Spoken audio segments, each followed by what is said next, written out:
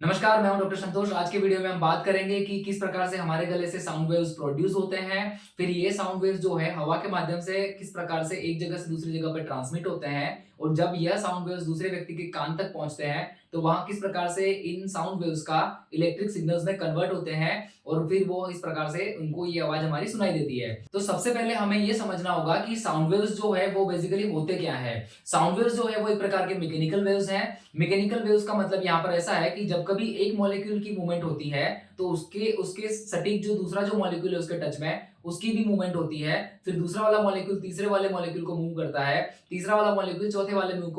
वाले मॉलिक्यूल को मूव करता है। तो इस प्रकार से एक मॉलिक्यूल के मूव होने से उसकी मूवमेंट जो है वह दूसरे मॉलिक्यूल को मिलती है, दूसरा मॉलिक्यूल तीसरे मॉलिक्यूल को अपनी मूवमेंट देता है और इस प्रकार से ये जो मूवमेंट जो क्रिएट हुई है उसको हम एक वाइब्रेशन के तौर पे समझ सकते हैं। तो हवा जो होती है उसमें कई प्रकार के मॉलिक्यूल्स होते हैं। तो इसमें जब कभी हम इस प्रकार का डिस्टर्बेंस क्रिएट करते हैं और ये जो मॉलिक्यूल्स है उनको मूवमेंट देते हैं तो एक मॉलिक्यूल दूसरे मॉलिक्यूल को अपनी मूवमेंट ट्रांसफर करता है, दूसरा मॉलिक्यूल तीसरे मॉलिक्यूल को, तीसरा मॉलिक्यूल चौथा मॉलिक्यूल को। इस प्रकार से ये जो मूवमेंट जो ट्रांसफर हो रही है तो वही जो बेसिकली मैकेनिकल वेव है जिसे हम साउंड वेव कहते हैं। अब हम समझेंगे कि साउंड वेव्स प्रोड्यूस किस तरह से होते हैं हमारे गले में। तो इसे समझने के लिए जिस प्रकार से आपको स्क्रीन पर दिखाई दे रहा है कि ट्रेकिया वाला जो स्ट्रक्चर है, जो जिसे हम सादी भाषा में सांस नली कहते हैं, उसमें से हवा अंदर की तरफ फेफड़ों में जाती है और फेफड़ों से हवा बाहर की तरफ आती है। तो हमारा जो गले का जो हिस्सा है वहां का जो ट्रेकिया का जो पार्ट है उसकी अंदर की तरफ जो ट्रेकिया जो नली वाला जो स्ट्रक्चर है उसके अंदर की तरफ पर्दे जैसे फोल्ड होते हैं और ये जो पर्दे जैसे जो फोल्ड जो है उनके वाइब्रेशन की वजह से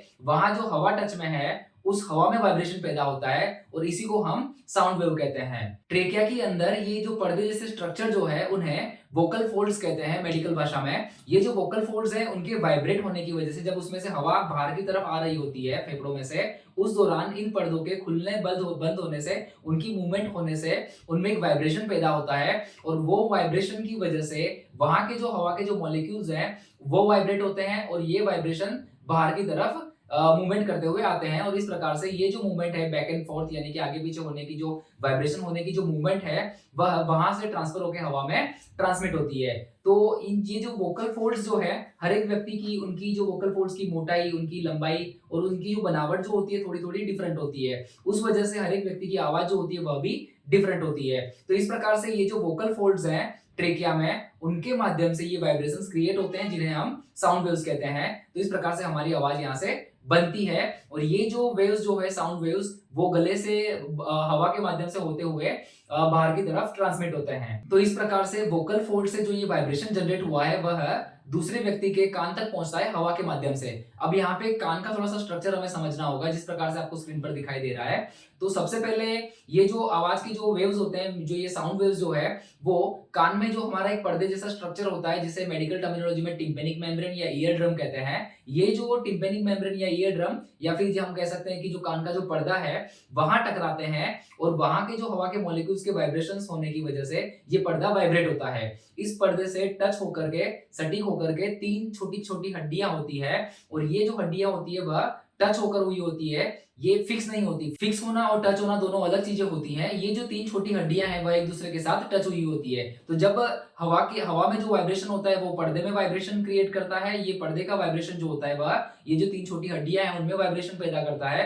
और ये जो आखिरी वाली जो हड्डी होती है जिस प्रकार से स्क्रीन पर आपको दिखाई दे रहा है उसके बाद का जो स्ट्रक्चर होता है वो जिस प्रकार से आपको दिखाई दे रहा है स्नेल जैसा आकार का होता है। इसे हम कह सकते हैं स्पाइरल आकार या फिर हम सादी भाषा में समझे कि ये तो जलेबी जैसा दिखाई दे रहा है। तो उस प्रकार का स्ट्रक्चर होता है। तो इसमें बेसिकली अब क्या होता है कि ये जो बाहर का जो वाइब्रेशन है हवा के वो पर्दे तक, पर्दे के बाद ये जो तीन छोटी हड्डी है वहां तक और उनके बाद ये जो जलेबी जैसा आकार का जो स्ट्रक्चर है वहां तक पहुंचता है। ये जो कोक्लिया वाला जो पार्ट है जो स्नेल आकार का है, स्पाइरल आकार का जो है उसके अंदर फ्लूइड भरा हुआ होता है और जो ये वाइब्रेशन फ्लूइड तक पहुंचते हैं और इस फ्लूइड को वाइब्रेट करते हैं। अब ये जो कोक्लिया का जो अंदर का जो लेयर होता है उसमें कुछ हेयर सेल्स होते हैं जिनमें ऐसी इस प्रकार की कोशिकाएं होती हैं जिनके ऊपर हेयर जैसे बाल जैसे स्ट्रक्चर्स होते हैं। तो जब ये जो अंदर इसके कोक्लिया के अंदर रहा हुआ जो फ्लूइड है उसमें जब वाइब्रेशंस होते हैं वो आगे पीछे होता है तो उस वजह से ये जो हेयर लाइक स्ट्रक्चर्स जो होते हैं सेल्स के उनमें भी मूवमेंट होती है और इनकी मूवमेंट होने की वजह से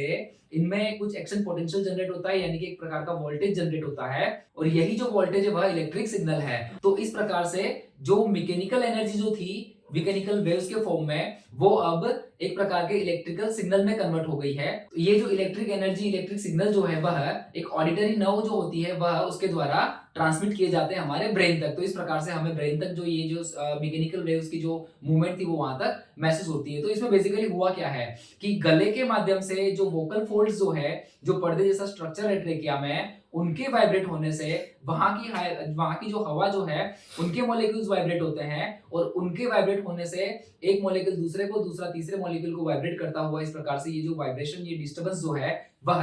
दूसरे व्यक्ति के कान तक पहुंचता है, वहां उसके पर्दे तक पहुंचता है, पर्दा वाइब्रेट होता है, उसके टच होकर के जो 3 छोटी हड्डियां हैं वहां तक पहुंचता है वो वाइब्रेशन, और वह वाइब्रेशन होने के बाद जो कोक्लिया वाला जो स्ट्रक्चर है जलेबी आकार का सा, उनमें रहा हुआ जो फ्लूइड है वह वाइब्रेट होता है, और उनकी वाइब्रेशन की वजह से उनमें जो अंदर की तरफ जो हेयर सेल्स होते हैं, उनके जो हेयर जैसा जो स्ट्रक्चर होता है उनमें मूवमेंट होते हैं, और उनकी मूवमेंट की वजह से उनमें कुछ पोटेशियम चैनल्स होते हैं जो K+ हम कह सकते हैं, और ये इलेक्ट्रिकली चार्ज्ड मॉलिक्यूल है और उनकी मूवमेंट होती है, और उसकी वजह से वहां पे इलेक्ट्रिक सिग्नल जनरेट होता है। तो इस प्रकार से ये जो इलेक्ट्रिक सिग्नल जो है वह ऑडिटरी नर्व के द्वारा हमारे ब्रेन तक पहुंचाया जाता है। तो हमें ये जो पैटर्न में जो वाइब्रेशन की जो पैटर्न जो होती है एक्चुअली वह इलेक्ट्रिक फॉर्म में ब्रेन तक पहुंचती है। इस प्रकार से हमें जब कोई व्यक्ति बोलता है तो वो हवा के माध्यम से ट्रांसमिट होकर के हमारे कान तक पहुंचता है, और कान तक पहुंचने के बाद उसको इलेक्ट्रिक सिग्नल में कन्वर्ट करके हमारे ब्रेन तक पहुंचाया जाता है, और उस व्यक्ति की आवाज हमें सुनाई देती है। अगर आप हमारे चैनल पर पहले बार आए तो चैनल सब्सक्राइब जरूर करिएगा। अगर आपको वीडियो अच्छा लगा है, वीडियो लाइक करिए, दोस्तों में शेयर करिए। नमस्कार।